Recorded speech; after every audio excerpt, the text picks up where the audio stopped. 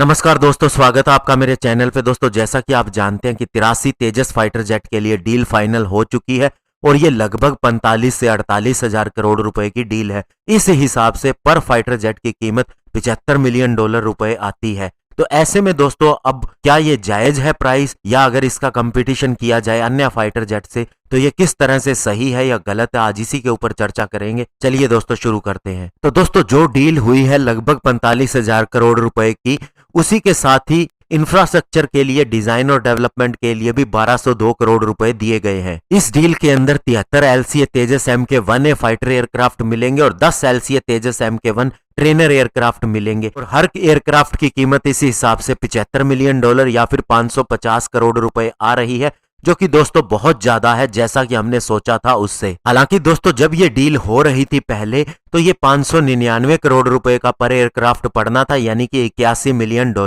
और इसके अंदर 12% प्रॉफिट मार्जिन भी था कंपनी के लिए पर एयरक्राफ्ट के हिसाब से, और ये 2019 की बात है। उसके बाद दोस्तों, इंडियन मीडिया के अंदर यह रिपोर्ट किया गया इस डील की कीमत 37 हजार करोड़ रुपए होगी। इस हिसाब से दोस्तों, हर एयरक्राफ्ट 455 करोड़ रुपए का, यानी कि $61 मिलियन का पड़ना था, लेकिन अभी दोस्तों वो दिखाई नहीं दे रहा, और अभी दोस्तों ये 45,696 करोड़ रुपए की डील हुई है। तो ऐसे में इसका प्राइस बढ़ गया है। हालांकि दोस्तों, इसके अंदर अभी खुलासा नहीं हुआ है कि ये कॉस्ट जो बढ़ा है वो किस चीज के लिए है, क्योंकि दोस्तों गवर्नमेंट ने इसके अंदर एडिशनल स्पेयर्स, लॉजिस्टिक सपोर्ट और अन्य कंपोनेंट के लिए भी डील की है। तो ये सारी चीजें इसके अंदर शामिल होनी चाहिए। इंडियन एयरफोर्स पहले 3 फुल स्केल सिमुलेटर भी चाहती थी नेगोशिएशन के दौरान में, अभी ये क्लियर नहीं है कि ये मिलेंगे या नहीं। और साथ ही दोस्तों, ये भी रिपोर्ट किया गया था कि HAL जनरल इलेक्ट्रिक के साथ में एक डील करेगी 100 से ज्यादा F404 इंजन के लिए, जो 83 तेजस फाइटर जेट को पावर देंगे,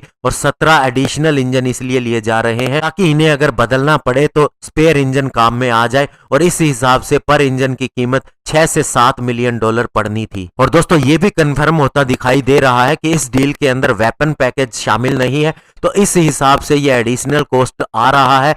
लेकिन ये किस तरह से जायज है सिमिलर कैपेबिलिटी वाले अन्य एयरक्राफ्ट से? तो इंडिया के अंदर अभी एक ही फाइटर जेट बनाया जा रहा है, और वो है सुखोई 30 MKI, जिसे HAL प्रोड्यूस कर रहा है, और ये हमारी एयरफोर्स को तकरीबन 430 करोड़ यानी कि $62 मिलियन के हिसाब से पड़ता है। लेकिन दोस्तों, इसमें घबराने की बात नहीं है, क्योंकि जो सुखोई 30 MKI के अंदर हमने चीजें सिलेक्ट की है वो 20 साल पुरानी है। इसके सारे कंपोनेंट जो है वो अभी के जो फाइटर जेट के अंदर इस्तेमाल हो रहे हैं उससे बहुत ही ज्यादा इंफीरियर है। तेजस फाइटर जेट सुखोई 30 MKI के हिसाब से अगर एवियोनिक्स और अन्य चीजों को कंपेयर किया जाए तो बहुत ही ज्यादा एडवांस है। और साथ ही दोस्तों, सुखोई 30 MKI का पर आवर फ्लाइट कॉस्ट बहुत ज्यादा है, और इसे मेंटेनेंस और मैन आवर भी बहुत ज्यादा चाहिए तेजस की तुलना में। अभी दोस्तों, ताइवान ने जो डील की थी F-16-5 कॉन्फ़िगरेशन के फाइटर जेट के लिए, इसका पर यूनिट कॉस्ट $121.8 मिलियन आता है। तो ऐसे में दोस्तों, अगर इसी को ही इंडिया में बनाया जाए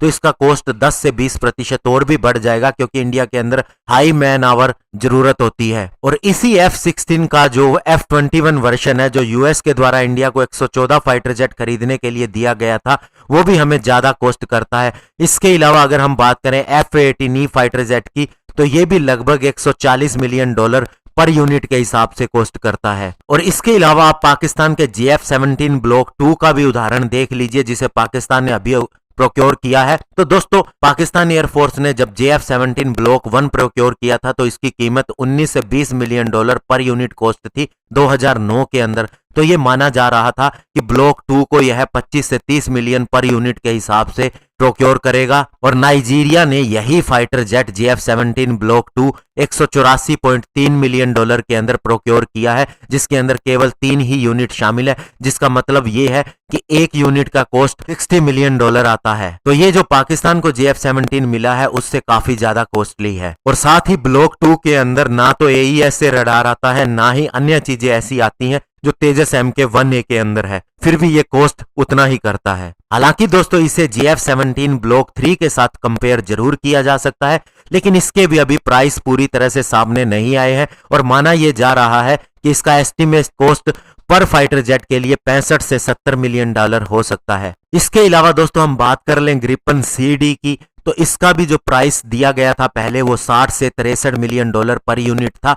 इसके अंदर भी AESA रडार नहीं था और भी कई एडवांस फीचर नहीं थे। इसके अलावा बात करें हम ग्रिपन ई की, तो ये दोस्तों $81 मिलियन पर यूनिट पड़ता है। इसे आज के प्राइस से अगर कंपेयर किया जाएगा, जिसके अंदर बहुत से चीजों के रेट बढ़ गए हैं, इन्फ्लेशन हो गई है, तो ये और भी ज्यादा कॉस्ट करेगा। तो इस हिसाब से आप समझ सकते हैं कि हमने जब तेजस MK1 को 363 करोड़ रुपए यानी कि $49 मिलियन के अंदर पर यूनिट के हिसाब से खरीदा था, तो अभी जो अपग्रेडेड तेजस MK1A है ये $75 मिलियन के अंदर पर यूनिट आ रहा है। तो दोस्तों इसके अंदर कोई भी बुराई नहीं है। और दूसरी बात, सारा पैसा इंडिया में ही लग रहा है, यानी लौट के पैसा इंडिया में ही आ रहा है, और इसके अंदर 60% इंडिजिनस कंपोनेंट भी है। तो इससे अच्छी डील कभी हो नहीं सकती, और ये भारत का सौभाग्य है कि ये ऐसी चीज आज हो रही है और हम अपना ही फाइटर जेट अपने ही हिसाब से बनाने जा रहे हैं। धन्यवाद। जय हिंद।